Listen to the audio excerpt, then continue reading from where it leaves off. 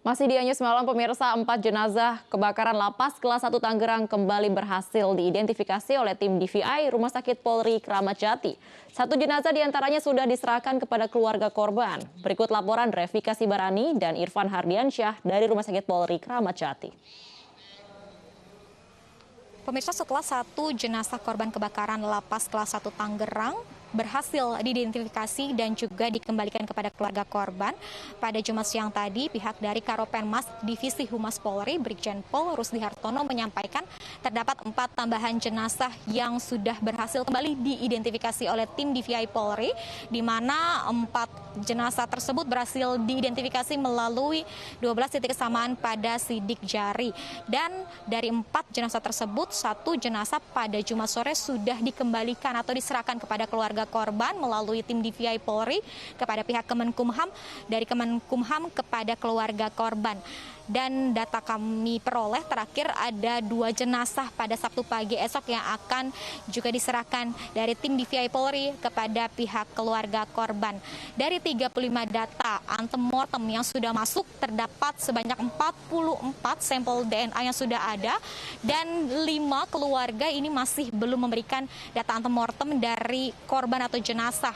Diketahui 2 diantaranya ini merupakan warga negara asing dan 3 diantaranya ini merupakan keluarga yang bertempat tinggal di luar kota Jakarta.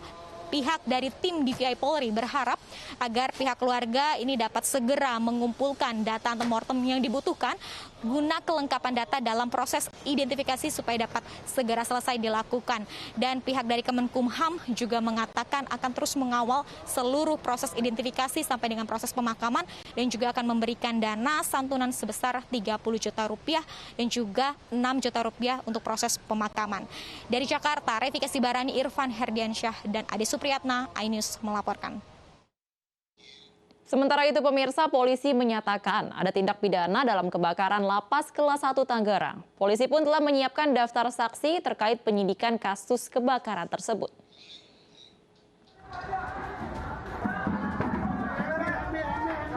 Polisi menaikkan status kebakaran lapas kelas 1 Tangerang dari penyelidikan ke penyidikan setelah penyidik menemukan unsur pidana terkait kebakaran yang menewaskan 44 napi. Polisi pun akan segera menyusun daftar saksi untuk mengungkap unsur pidana dalam tragedi ini. Sebelumnya polisi telah memeriksa 22 saksi, yaitu petugas lapas, saksi-saksi dari korban, dan warga binaan yang selamat serta napi pendamping. Semalam dilakukan gelar perkara oleh tim penyidik, dan pagi tadi dari penyelidikan ditingkatkan menjadi penyidikan, jadi sudah naik sidik, sudah pro justisia, ya. Sehingga rencana tindak lanjut ke depan kita akan membuat melengkapi administrasi untuk memanggil kembali dalam rangka penyidikan untuk lakukan pemeriksaan. Sebelumnya kebakaran dahsyat terjadi di kompleks lapas kelas 1 Tangerang, Banten Rabu dini hari.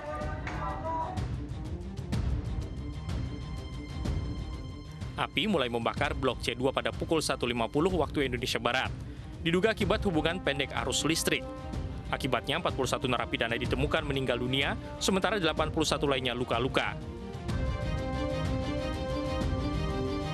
Blok C2 terdiri dari 19 sel berkapasitas 38 orang, namun blok ini dihuni sebanyak 122 narapidana. Api baru dapat dipadamkan sekitar pukul 3.30 waktu Indonesia Barat dengan 12 unit mobil damkar. Tim Liputan iNews melaporkan. Pemirsa, Kepala Staf Kepresidenan melaporkan 2 peneliti Indonesian Corruption Watch ke Barreskrim Polri. Pelaporan ini terkait tudingan ICW soal Ivermectin.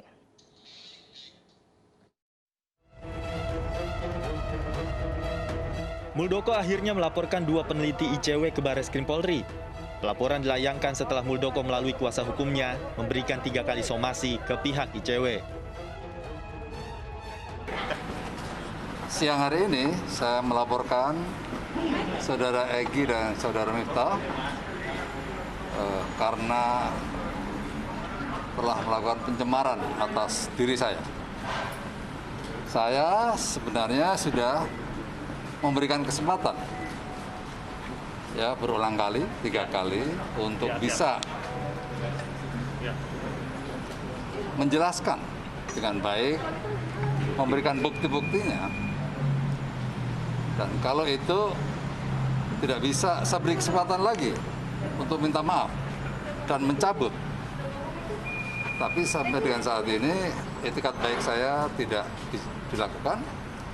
Dengan terpaksa, saya selaku warga negara yang punya hak yang sama dengan yang lain, maka saya lapor.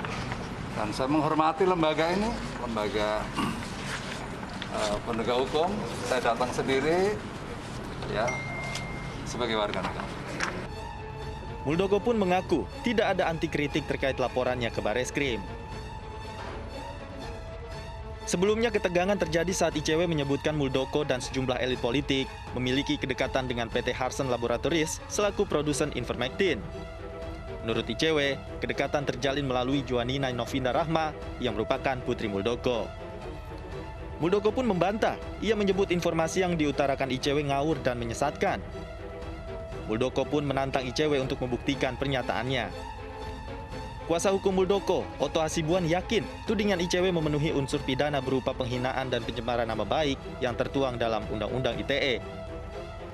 Sebelum perseteruan ini bergulir, Muldoko kerap menyinggung penggunaan Ivermectin sebagai obat terapi COVID-19. Di Jakarta, Tim Liputan iNews melaporkan.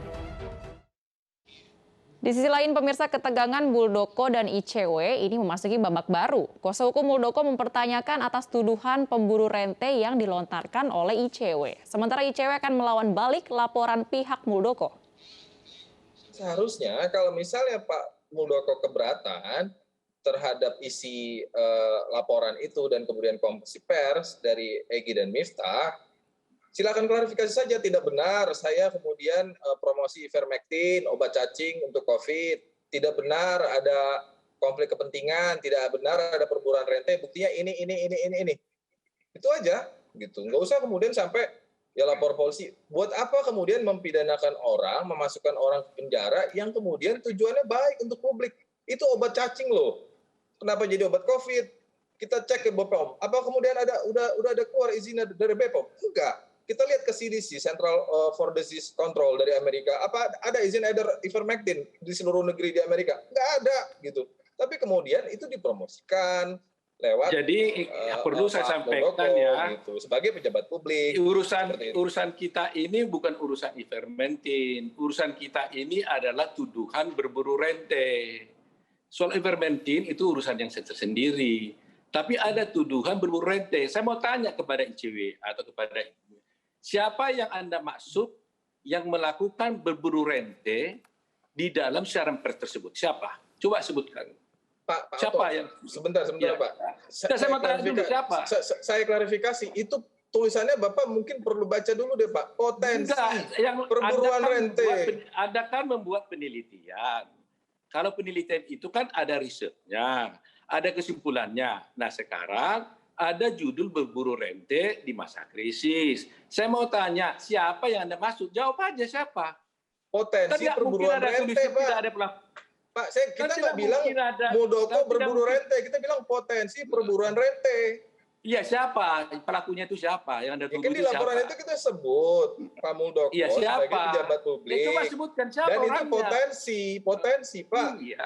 Iya, tapi siapa yang Anda bilang itu? Siapa orangnya? Sebutkan subjeknya dong. Jangan kan di laporan itu jelas Pak Muldoko. Tadi udah saya bilang Pak Muldoko. Ya, Muldoko kan yang kalian tuduh kan? itu.